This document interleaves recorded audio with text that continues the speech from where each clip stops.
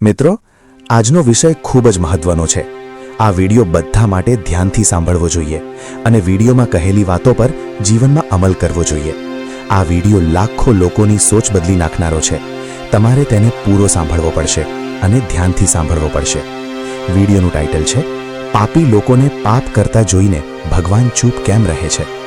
તો પહેલા જે પણ આ ચેનલ પર નવા આવ્યા હોય તે લોકોએ વિડિયોને એક લાઈક કરી કોમેન્ટમાં પોતાના કુળદેવીનું નામ જરૂરથી લખજો અને ચેનલને સબસ્ક્રાઇબ જરૂરથી કરજો। મિત્રો, અમે ઘણી વખત લોકોને કહેતા સાંભળીએ છીએ કે આ માણસ તો ખૂબ સારો હતો પણ ભગવાને તેની સાથે ખૂબ મોટું કર્યું।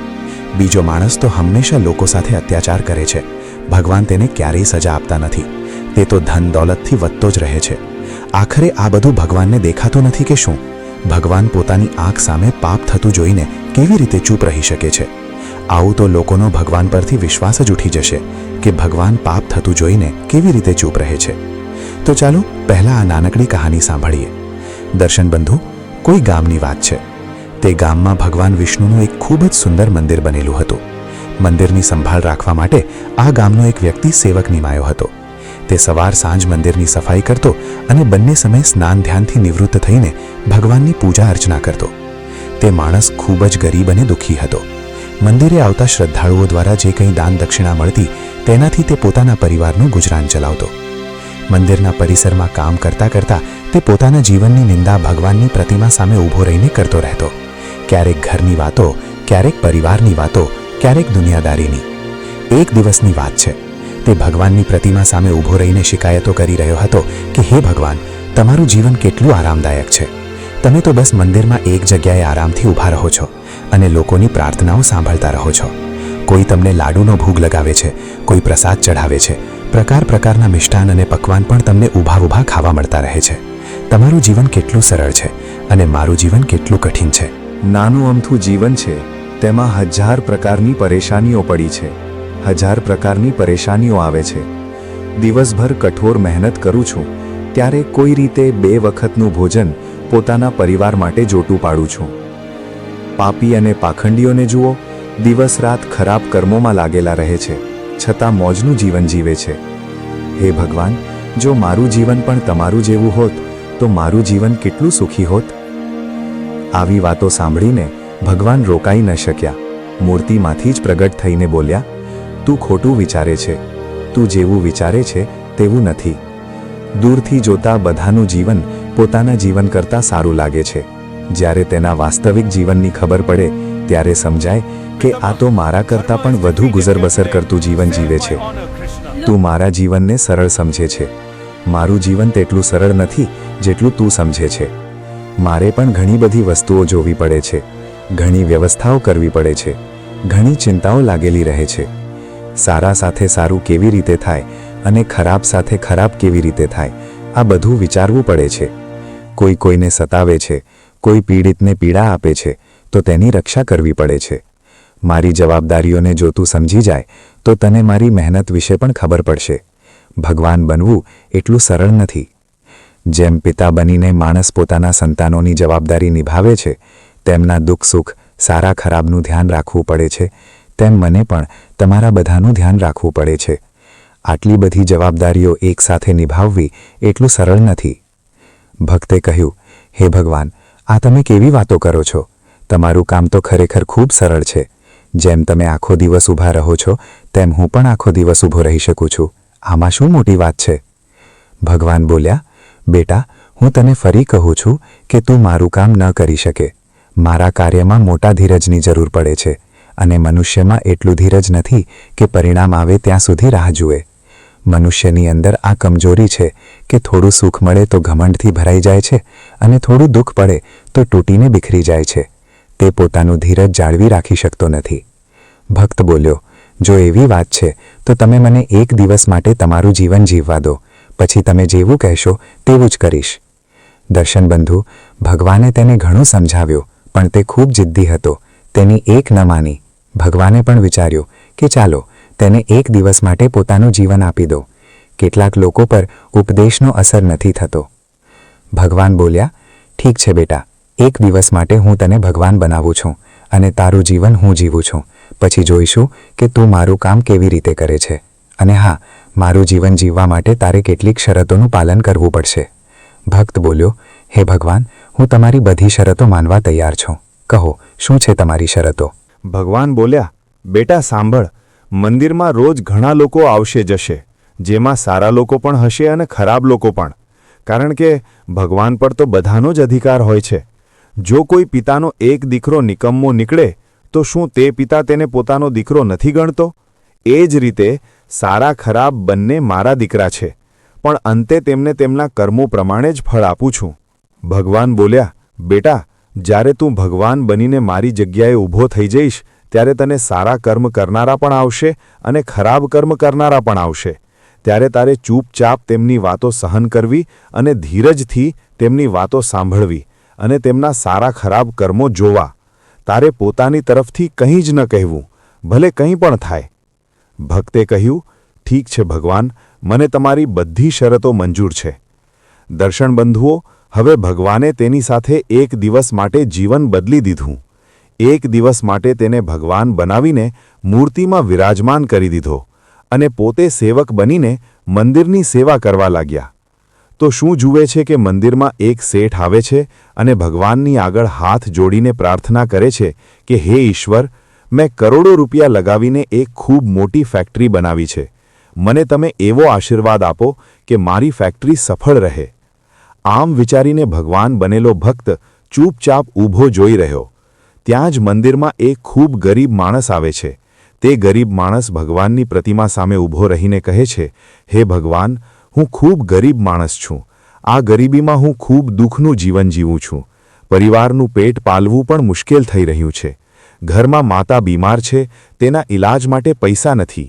ક્યાંથી વ્યવસ્થા કરું કંઈ સમજાતું નથી કે આગળનું જીવન કેવી રીતે ચાલશે. આજે મારી જેબમાં માત્ર 10 રૂપિયા છે.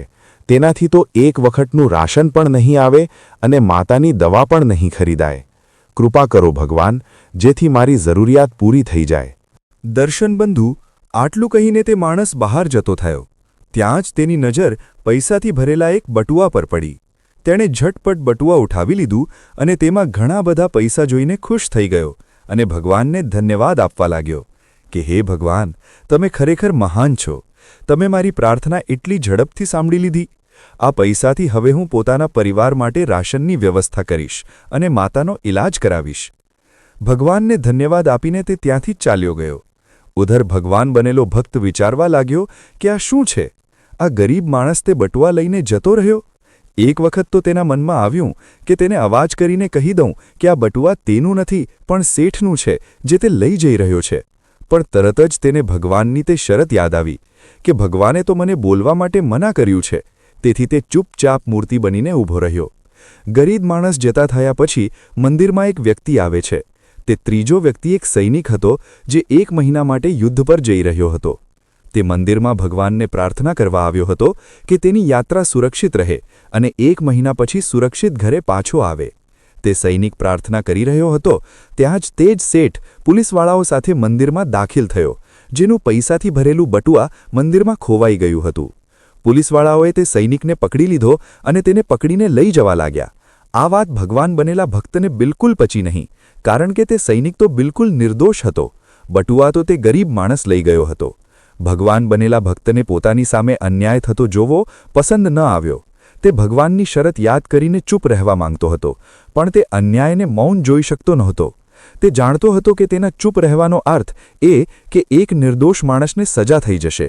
તે રોકાઈ ન શક્યો અને બોલી પડ્યો, આએ ચોરી નથી કરી. તારું બટુઆ તું તે પહેલા મંદિરમાં આવ્યો હતો એક ગરીબ માણસ લઈ ગયો છે.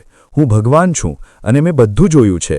દર્શનબંધુ, હવે પોલીસવાળા ભગવાનની વાતને કેમ ન માને? તેમણે તરત જ સૈનિકને છોડી દીધો અને તે ગરીબ માણસને પકડી લીધો. તેની પાસેથી શેઠનું બટુઆ પણ છીની લીધો. તે બેચારો ખૂબ નિરાશ થયો. ઉધર જ્યારે એક દિવસનો સમય પૂરો થયો ત્યારે ભગવાન મંદિરમાં આવ્યા. ઉધર ભગવાન બનેલા ભક્તે આખા દિવસની ઘટનાઓ ભગવાનને સંભળાવી અને મોટા ગર્વથી કહ્યો કે હે ભગવાન, આજે મેં એક સૈનિક સાથે થઈ રહેલા અન્યાયને રોકી લીધો છે. ભક્તની વાત સાંભળીને ભગવાન બોલ્યા, ભક્ત, તે ન્યાય નથી કર્યો, અન્યાય કર્યો છે. તે ગરીબ માણસને પકડાવીને તેના પરિવારના મોંથી ભોજન છીની લીધું છે. તેની બીમાર માતાનો ઈલાજ થવાથી રોકી દીધો છે. આ તે ખૂબ મોટો અન્યાય કર્યો છે. તે શેઠ ખૂબ પાપી હતો. તેણે પાપ કર્મો કરીને કરોડોની દોલત ચોરી છે. ગરીબોનું પેટ કાપીને તેણે તે પૈસા જમા કર્યા છે. જો તેનું બટુઆ ખોવાઈ ગયું હતું તો શું થયું? ઓછામાં ઓછું કોઈ ગરીબનું ભલું તો થતું અને તે શેઠના કેટલાક પાપ પણ ઘટતા. તે સૈનિકને બચાવીને પણ ખૂબ મોટો અન્યાય કર્યો છે. તે સૈનિક પોતાના રાજા સાથે યુદ્ધમાં જઈને એક કમજોર દેશનું રાજ્ય હડપવાનો હતો. જાણે છે તે યુદ્ધમાં કેટલા નિર્દોષ મારાશે? તેને બચાવીને અન્યાય કર્યો છે. ભક્તને ભગવાનની વાત સાંભળીને ખૂબ પશ્ચાતાપ થયો.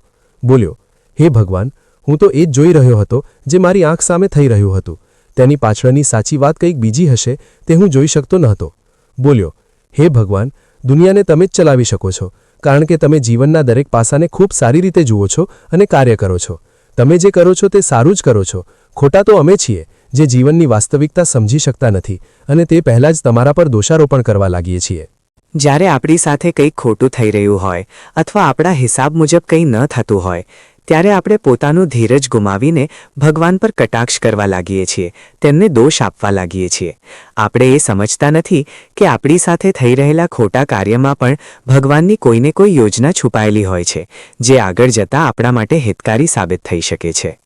સમજદારી એમાં જ છે કે આપણે ગંભીરતાથી કાર્યના આગળ પાછળના પરિણામો વિચારી લેવા જોઈએ. જો તમારી સાથે તમારી મરજી પ્રમાણે કંઈ ન થતું હોય તો તેમાં ભગવાનની મરજી સમજવી જોઈએ અને ભગવાન જે કરે છે તે સારું જ કરે છે. પહેલું કારણ તો એ છે કે ભગવાન તમારી મદદ ત્યાં સુધી નથી કરતા જ્યાં સુધી તમે દુનિયાવાળાઓ પર આધારિત રહો છો. જે દિવસ તમે ભગવાન પર નિર્ભર થઈ જાઓ છો તે દિવસ તેઓ તમારી મદદ માટે ચોક્કસ આવે છે. દુનિયાવાળાઓ અને પરિવારવાળાઓ પર આધારિત રહેવાને કારણે ભગવાને દ્રૌપદીની પણ લાજ નહોતી બચાવી. જ્યાં સુધી તેને લાગતું હતું કે મારા બુઝુર્ગ ભીષ્મ પિતામહ, સમહાચાર્ય, કૃપાચાર્ય, વિદુર અને મારા 5 પાંડવ શૂરવીર પતિઓ મને અપમાનિત થવા નહીં દે, ત્યાં સુધી તેણે ભગવાનને યાદ નહોતું કર્યા અને ન ત્યાં સુધી ભગવાન શ્રી કૃષ્ણ તેની મદદ માટે આગળ આવ્યા. તેઓ તો રાહ જોઈ રહ્યા હતા કે દ્રૌપદી ક્યારે પોતાના પરિવારવાળાઓને ભૂલીને મને પોકારશે અને હું જઈને તેની લાજ બચાવીશ. અને એમ જ થયું.